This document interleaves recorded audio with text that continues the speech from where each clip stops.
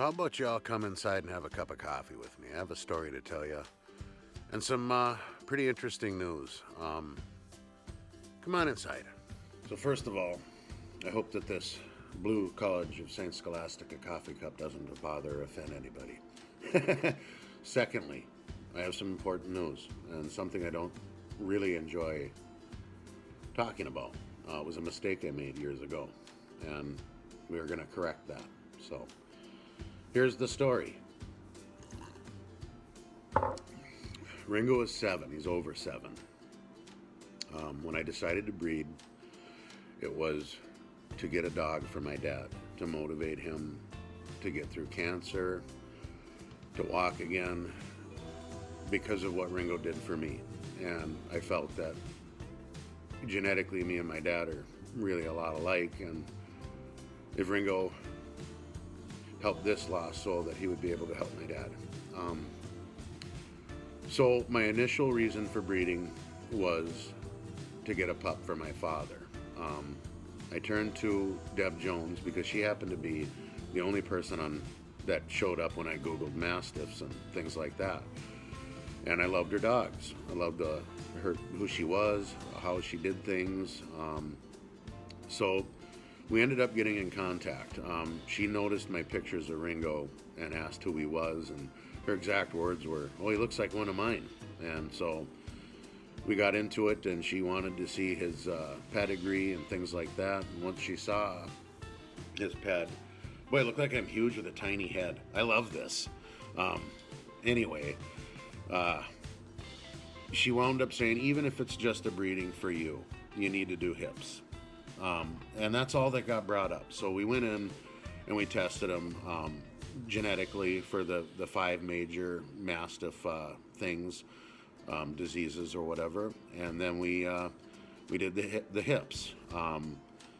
Nobody mentioned elbows. I didn't realize. And Ringo was 5 when we did these hips. And I just thought, he's a machine. To me, it was ridiculous. It still is. But upon consultation with Deb, we decided to prove a point. I was told when I started, working these giant dogs, that I was going to cause them arthritis when they got old. Was told that I'd have crippled dogs at 4 years old by world-known people that like to poop on others' parade, I guess. But the point is I thought about this for a long time, and Ringo deserves it. So we went in yesterday, and I documented this the best I could, being alone. And his x-rays for his elbows looked fantastic. He's over 7. He does over 5 miles every day of his life. Every form of terrain workout, natural workout that you possibly could imagine. By the way, those dew claws and those big balls above their front feet, they're brakes for going down hills and slippery slopes, and they use them as such. And if you think about a stopper on something, that's what they are, and I can prove that too. And I don't think anybody's noticed that or even put it together that that's what they are. Even dew claws help dig in the bank when they're going downhill. That's what my slow-mos do. I study motion. When a mastiff is too heavy, he'll two-step, and he won't have this smooth gait. And they don't get that gait until about 2 years old. They're clumsy and waddle, and eventually one day they break into this stride and they never look back. And when they do, that's when you know they're balanced and at the right weight. But that's a whole nother deal. I'm going to post this OFA elbow at 7 thing, and I also want to know if anyone out there knows of a mastiff that has taken OFAs at 7 for elbows and passed them, and what their rating was, if anyone's even ever done it. And when I show the video of what Ringo did the day before his x-rays, he pulled my son 100 pounds in a sled all day, and at speeds that I can't even, he blew my doors off. And I'm going to post that in my next episode. And if that doesn't seal the deal, I don't know what will. But the basically, I'm doing this to let y'all know, I didn't need a piece of paper telling me what he was made of, but I guess some people did. And when we get these results back, which they could be, they could be bad. I highly doubt it, but they could be. And it's a risk I take. And the thing of it is, Ringo doesn't have anything to gain from it. And he does have a little bit to lose. He didn't have to do this. And he's doing it for you guys to prove a point. 7 years of hard work, 7 years of working every day, 7 years of raising kids. And he's better now than he was when he was 3. So, enough said on that. Enjoy the rest of this. It's just a little clips I did pertaining to this experience of doing OFAs in a new facility. And Doherty Vet Clinic here in Duluth was phenomenal. I couldn't say enough about the staff and how they handled Ringo, and the rest is history. It was nice having coffee with you guys with my nice blue St. Scholastica cup that shouldn't offend anybody in the world. And keep in mind, this dog that allowed people to pick him up and flop him on a table for a half an hour is the same dog that trees bears and bobcats and wards off wolves. He's done everything you can think of, and I'll show you, I'll prove it. He's just something else. These are elbows that have many miles on them. Very used elbows. They've been up and down mountains, across rivers, upstream swimming, deep mud, deep snow, rocks, anything. They're all-terrain vehicles. And so these aren't your elbows that laid on a cushiony couch, although he has the best beds known to man when he gets home, and he should. But these are not your everyday elbows either. They've been used heavily, pulling weights, you name it. Deb, he did it, just like we knew he would. I couldn't be more proud. He did it, Deb. Here's Ringo checking out Doherty Vet Clinic here in Duluth. We're here to do his OFAs at 7. I think he's going to do it and do it just fine. Maybe be the oldest mastiff to score great on OFAs or good at that age. And here's the deal. Look how calm and chill he is. And the deal is we're doing it without sedation. He's 7 years old. I'm not worried, but he doesn't have anything to prove. And this is just because he deserves it. And if they can't do it my way, then we're not going to do it. One thing I don't notice is a little mini bone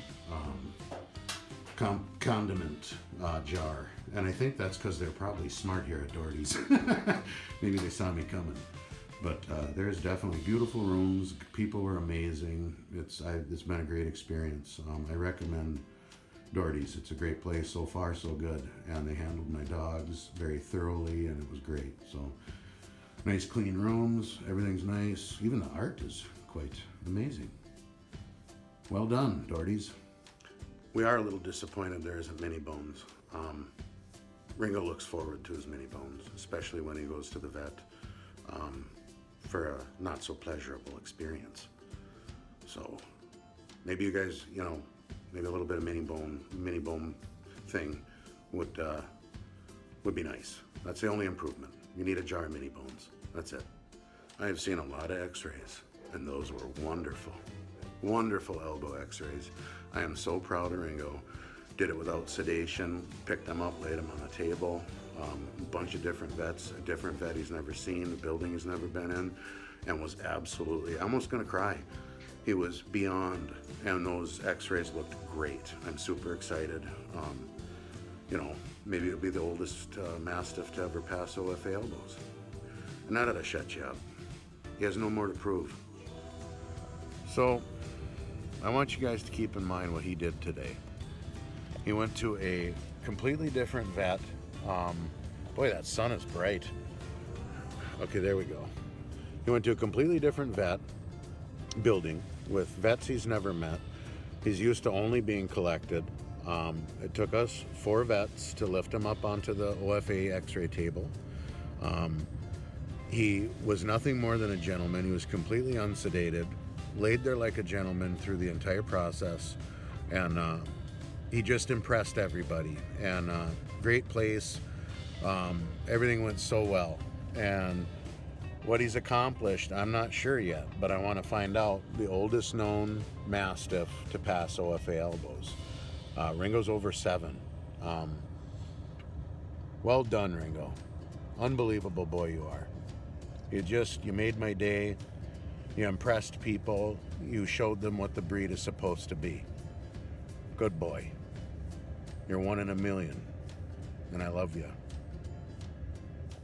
Also, I have seen many, many x-rays of elbows and hips from dogs all over the world, and they looked amazing. Even the vet said that they look fantastic, especially given his age and his work regime every day.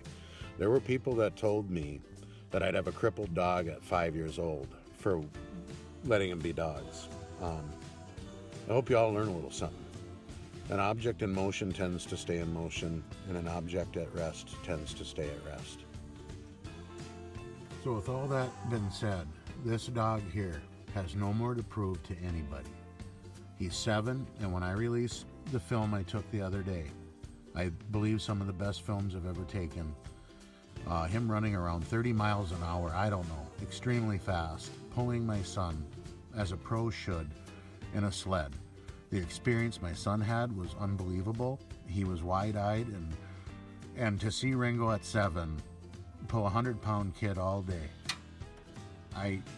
and at speeds and just unbelievable. I can't wait to release it in the next episode. Hats off, Ringo. You have no more to prove. Not a thing. The world loves you, and so do I.